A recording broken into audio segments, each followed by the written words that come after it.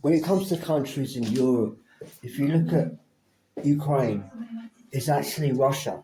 Like, Ukraine is a Russian country because it has a lot of qualities from India. Right, for instance, they're religious.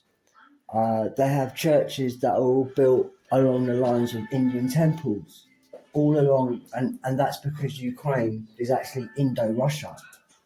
Right, for instance, Indo-Russia created the farming industry. Now Ukraine is the biggest farming country in Europe. So you can't say that Ukraine is not Russia. It is Russia. It's known by a lot of people that Ukraine is Russia. However, and then there's other countries like Germany. That's also Russia, right? It's called Prussia. Prussia is Germany and Russia. So there's a lot of qualities about Germany that are coming from Russia, or should I say Indo-Russia. So in Russia, you have your average Russian family will have a little Indian temple in their living room, right? And that's why they're getting attacked right now. They're getting attacked by black whiteism and Europe. You lot, you're killing hippies all over the world. Now, Ukraine is actually a Russian country, and so is Germany. In fact, so is Poland. Right, so it goes as far as France. Right, for instance, they've got a sovereignty there, so therefore it's got Russian influence. Okay, so now Ukraine is a farming country. It's made many billions every year because of Russia. Not because of England, not because of Africa, but because of Russia and Indo-Russia, especially Indo-Russia, that gave them the farming industry. They would be utterly dead if they didn't have the farming industry right now. Ukraine. Okay, sovereignty is under attack. It has been under attack since long before the 16th century. I mean, all of Macbeth's stories are telling you about an attack to sovereignty by somebody holding a spear. All right, now in France, you have sovereignties under attack. So that means the French people, especially the women, are under attack in a grotesque way right now. For instance, Russia's being attacked. Russia's being attacked in a highly unprovoked war, the Ukraine-Russian war. And it's an attack by the gay community, and they're going for the girls in Russia. But they've done this a long time before in France. That's now full of Africans.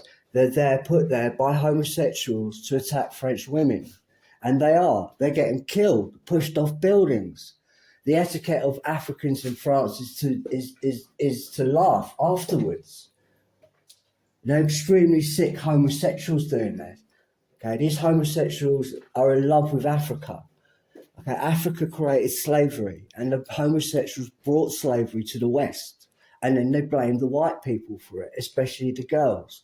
Now France is full of Africans. They blame the sovereign people for slavery, when it was all African all along, coming from the homosexuals. Actually, homosexuals in Britain have brought in African voodoo. Voodoo is actually kidnap, abandoning, torture, slavery, death, and cannibalism. Alright, so that slavery that they brought over is brought over by gays, and they're also cannibalizing the white heterosexual people. Right now, France is now full of gays. Okay, so now currently these gays that have filled France with Africans, the sovereign is a sovereign attack. This sovereign attack is now extended to Russia. And now Ukraine is the gay community, and they're killing thousands of Russians. So in France, they need to know immediately that the gay community that are the Ukraine, heading the Ukraine, they own the train services in France, a sovereign country. It will always be a sovereign country. You can never change that. And those that are changing that and living there, they got maggots in their brain. Too many to be a human. You must be joking, all right? Okay, so in France, the train services is owned by the Ukraine that is killing sovereignty more than 5 times in the last 2 decades. One of them is mass immigration, especially in France, a specific type of person they're importing into France. Now, that's your first attack. There are other ones, political ones stealing taxpayers' money to then use it to spend in hotel bills to house immigrants. The gay community own the train services. They're asking for billions of taxpayers' money so that they can then pay hotels to house their immigrants that are here to kill the women. A homosexual dream. They're utterly sick. Heterosexuals aren't trying to kill homosexuals, but the homosexuals are desperately trying to kill everyone else. Okay, now in France, it's at an A&E stage, accident and emergency. All right, that's how it is in France right now. I've been there, and I love most countries in Europe, and what I saw in France would disturb me greatly. Right? Okay, and we all know this. Russia knows this. We all know we're all on their side. All right, now in France, the Ukraine owns the train services, the gay community, and they're killing thousands of sovereign people. They've already done this in France before the Ukraine-Russian war. And look at them now, killing thousands under your nose. The train services in France. They're killing the French people when they go for the Russians like that.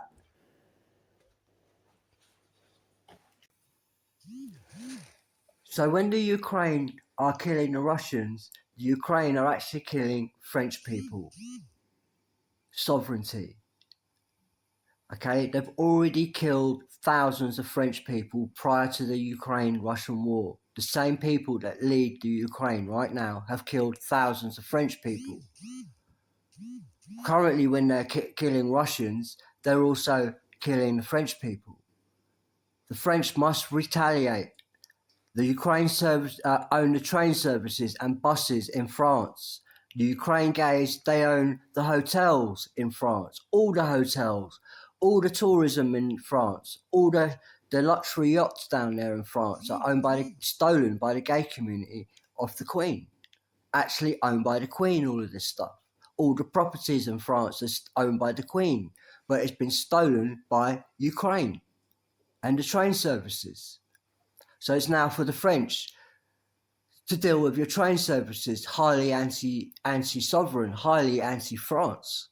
You need to deal with it immediately. Russians are getting killed. Thousands have been killed in just the last few years over nothing.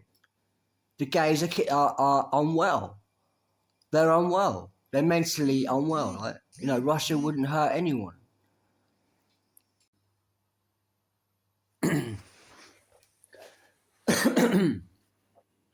Okay, about Indo-Russia, what else did they create? Well, Indo-Russia is very spiritual, and they created many of their own spiritual churches, and they're very unique to Russia. And out of those churches, you'll see Mary Poppins, the story of Mary Poppins, and a very creative scene where an animal is talking. This is the heart of Disney. Disney is Indo-Russia. It references up in the Disney films Mary Poppins quite a lot. The wondrousness of Disney is actually Indo-Russian. Especially animals talking is part of Indo-Russian spirituality. Okay, so it's made a lot of money in America. We must not fund a system that kills it off by paranoid gays. Very ill, words can't describe.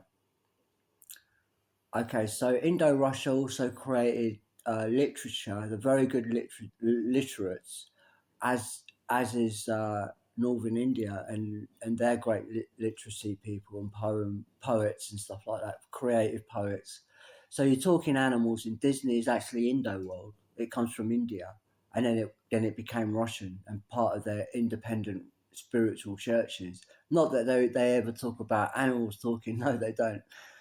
It's just part of the creative world, and that the creative side of Indo-Russia is Mary Poppins, and then more. All right, so and then also you have dance. Dance is also from Indo-Russia. In America, dance got to America through Russia. All right, so not through the Ukraine, not anything to do with the gay community that are trying to kill women dancing. All right, and they're doing a damn horrible scene again and again in many different guises. One of them is ISIS, is an attack to dance women. Another one is all the insane, dogmatic terrorist attacks that are going on.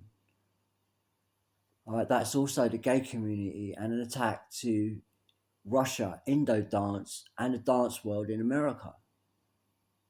So poetry is also Indo-Russian. You wouldn't have poetry in Europe if it wasn't for Russia. That's an important note for the upper classes in Britain. Oscar Wilde, for instance, the icon of the gay community, he was a poet from Indo-Russia. So are all dancers. All those gay dancers out there, you need Indo-Russia, you'd be at home penniless. So, okay,